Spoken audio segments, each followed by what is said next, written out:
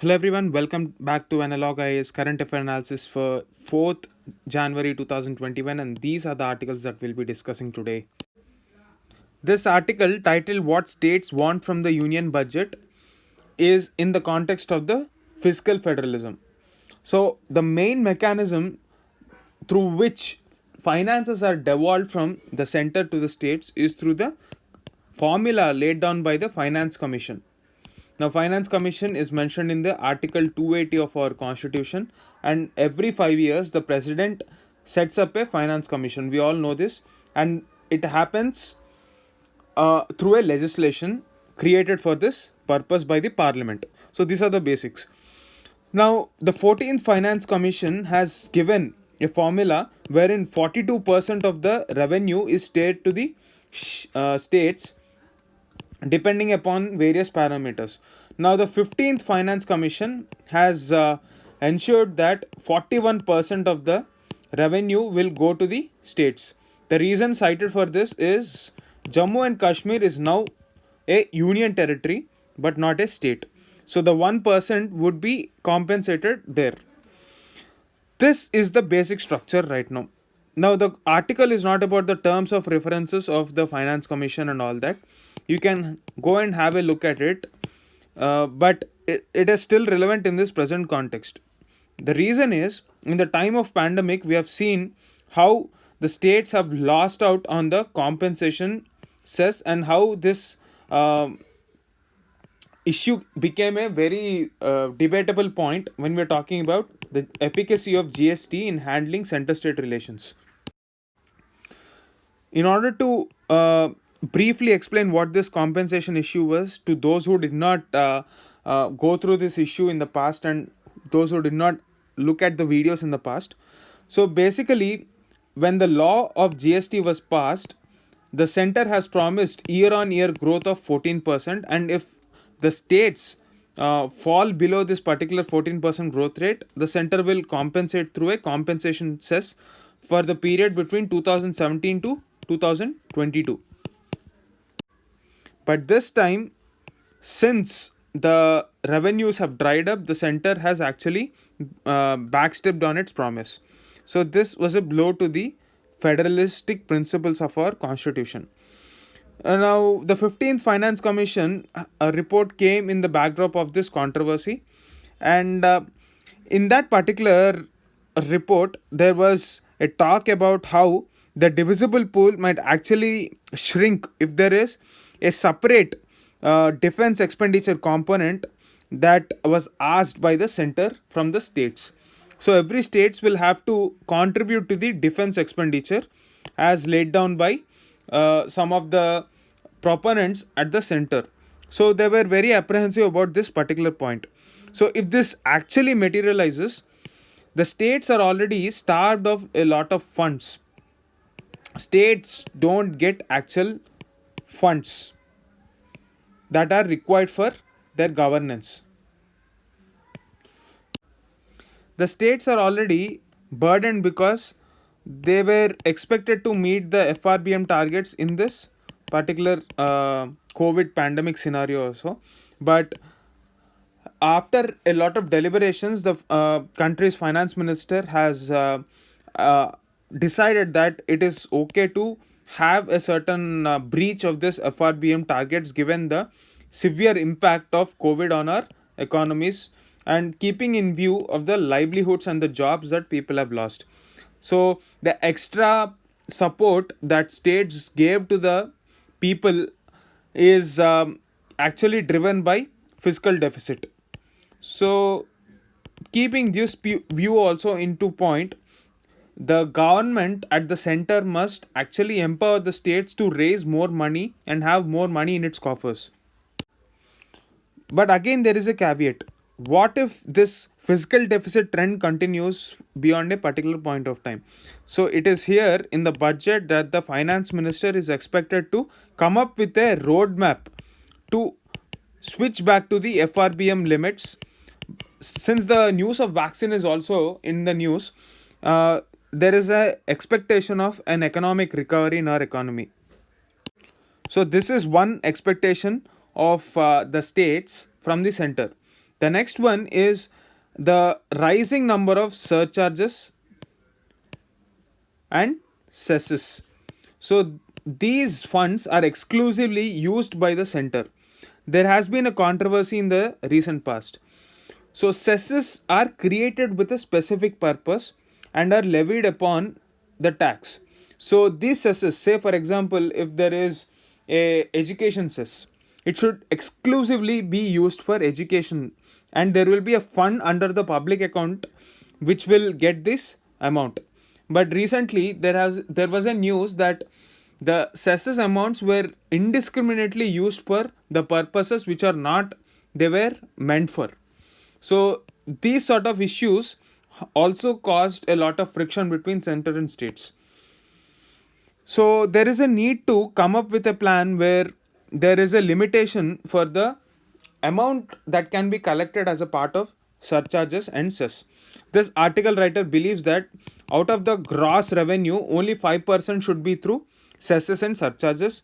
At this moment, it is much higher. So, for all these reasons, given the fact that in the post pandemic phase, states are the real agents of action and the centers of development, centers should actually look at states as partners in the developmental story and not as an antagonist. So, that is the gist of this article.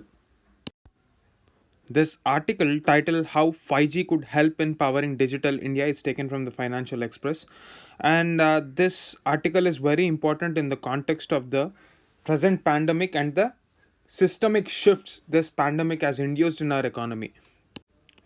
From the past decade itself, that is from 2010 itself, a lot of countries were transitioning towards a digital economy or a economy that is driven by technology and artificial intelligence.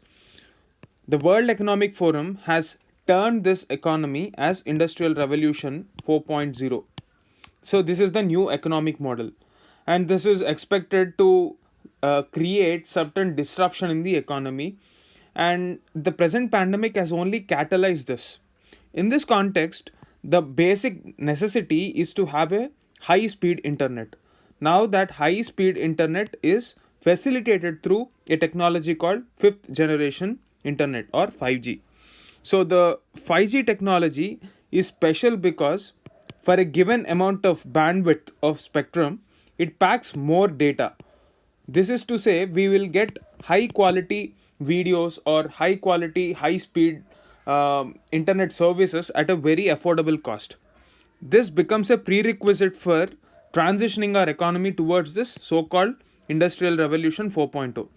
Now, we have seen that the first industrial revolution happened way back in 1750, and then we have had a model which is driven by industrialization. Then the third industrial revolution began when Microsoft, Apple, and all these technological companies have made life much more easy, and the growth of information communication technology. This is the core ICT services.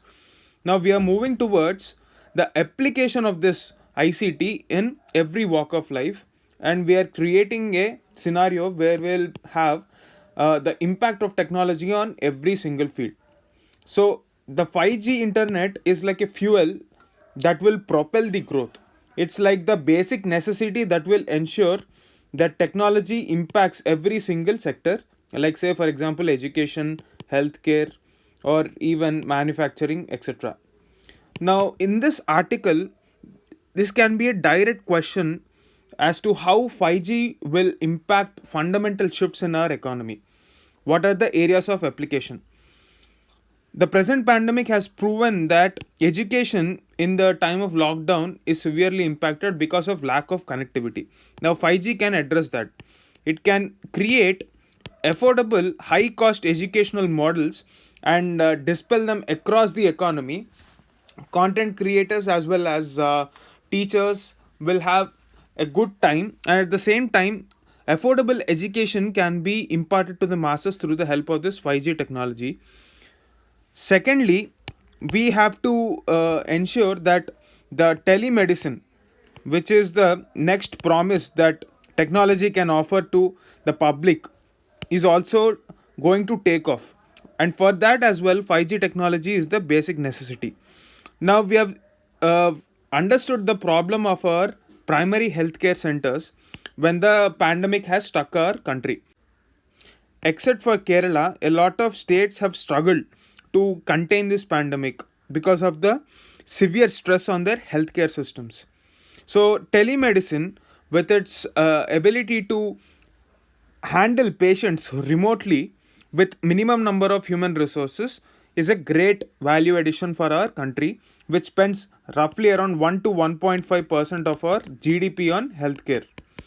So this will significantly and instantaneously allow a lot of urban healthcare centers to take care of the villages as well as the districts as well.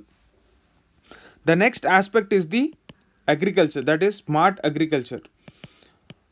One of the major problem of our agricultural sector is lack of understanding about the productivity of that particular land and real time data.